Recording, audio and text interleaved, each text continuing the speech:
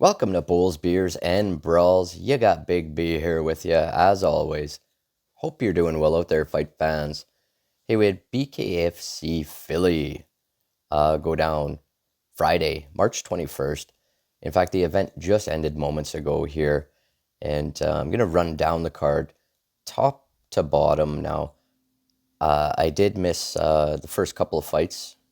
Once again, folks, I got the times mixed up, and they started without me. So I did miss the first two fights on the main card, and but I do have the results for you. Rest of the fights I did watch, and well, let's see what happened in that squared circle in Philadelphia at the 2300 Arena. Headlining the event, we had a welterweight scrap. We had Dustin Pague. He was taking on Angelcor in what was anticipated to be a stellar scrap here. And things were just heating up here through the first round when a left hand from Pague sliced Angelcor's forehead. I mean, it was a big gash. Didn't seem to affect Angelcor. Props to him. I mean, he did not want to fucking stop. But I mean, it was a fucking crater. I mean, it was massive. There's no way the doctors were gonna let that one go, no matter how tough Angelcor is. Ends up second round TKO doctor stoppage for Peg. Kind of a shitty end to what was to be an amazing fight. I don't know. There's a lot of talk about Peg getting a title shot after this now, but I wouldn't mind seeing that one run back. If not next, at least in sometime in the near future here. Co-main event in Philly, we had a light heavyweight bout. It was Cody Vidal. He was taking on Brandon Conley. Now I do have the fighters' stats here, not stats, records, pardon me, but the records that they're showing that I have written down here from the app aren't matching what was really announced for a lot of the fighters at the fights. So I'm just going to leave those out for now because I'm not 100% sure if they're correct. But either way, we had a light heavyweight scrap. Cody Vidal, Brandon Conley. This one was supposed to be something else. I mean, I was pumped for it. I know a lot of people were pumped for it. But there was just something about this fight, folks. It just seemed to suck the energy right out of the 2300. And not necessarily that it was even a bad fight. Because it really wasn't a bad fight. It just wasn't an exciting fight. Hard to explain unless you watched it. I mean, hell, even David Feldman, you could hear him yelling at them in the fifth round to giddy up and go. But anyway, this one ends in a majority draw of all things. I mean, fuck. Nothing settled at all here. But this is one, not even one. I think this is the only fight that I can think of that has ended in a draw where I did not want to see a sixth round. So I don't know. I don't know what's next for either, man. I don't think the big boss man was impressed by either performance. But again, with that being said, it's not that it was a bad fight. In the feature fight in Philadelphia, we had Johnny Cannoli Garbarino. He was taking on Rain Wells. Now, it is worth noting that Rain Wells stepped in on extremely short notice. In fact, his nickname, I don't know if his nickname is always this, but they announced his nickname for this one as the guy off the couch. So, not really what we expected Garbarino to face, but it is what it is here. We had Johnny Garbarino. He only took 43 seconds to dispatch of Rain Wells. Didn't see much here. You know, we saw again a little bit of his magical Johnny Garbarino's magical head movement, but there's still a lot of questions regarding Johnny Cannoli here. With that being said, though, the dude has all the makings to be a superstar in BKFC and in combat sports in general. There's just something about him. He's got that it factor, and he's 2-0 now, still uncut, and he's looking for another quick turnaround here. 2300 in Philadelphia also played host to an animal. Yeah, Travis Thompson was back in the squared circle. He was taking on AJ Craig. Now this was going down in bantamweight. I know for sure Thompson's record was 6-6 heading into this one. On the app, Craig was listed at 1-1.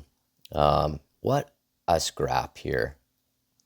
I mean, both guys had their moments. It was a furious first couple of rounds, and then they capped it off with a tremendous final round. Both got one knockdown apiece through the 5 rounds. I mean, it was a super close bout, folks, but Craig, in my honest opinion, I think it was Craig's precision that got him the unanimous decision nod here. But hats off to both men. By far, that was my fight of the night. And continuing on down the card at BKFC Philly, what would have been the 4th fight on the main card here. Light heavyweight scrap. We had the debuting Maurice Horn. He was taking on the Canadian. Go Canada. Woo! Adam DeFreitas. This was a pretty good scrap overall. DeFreitas looked to be in the driver's seat here. That was until the 2nd round, when Horn landed a right that put DeFreitas face down. DeFreitas, he kind of fell face down, and he got up, and then he stumbled back down, and it was that second stumble that I think it was Andrew Glenn had seen enough. So ends the fight. 2nd round knockout. Debut performance here for Maurice Horn. It was good stuff. I would have loved to see that fight continue on, but at the same time, I do understand why it was stopped. The 3rd fight on the main card, we saw some heavyweights go at it here, folks. We had the debuting Lex Ludlow, I believe it's pronounced. He was taking on the 0-2 Connor McKenna. And first off, folks, how tough is McKenna? I mean, he's got to have a head made of stone, but that doesn't necessarily win you fights here. Ludlow stuck to his game plan. Excellent performance, I thought, by Lex here, and he gets the split decision victory. Went all 5 rounds. Now, a split decision kind of surprised me a little bit, but it is what it is. Still a W, and he moves to 1-0 in his professional bare knuckle endeavors. In the first 2 fights on the main card in Philly, unfortunately, I did not see, but you're going to want to go check them out. It's not going to take much time.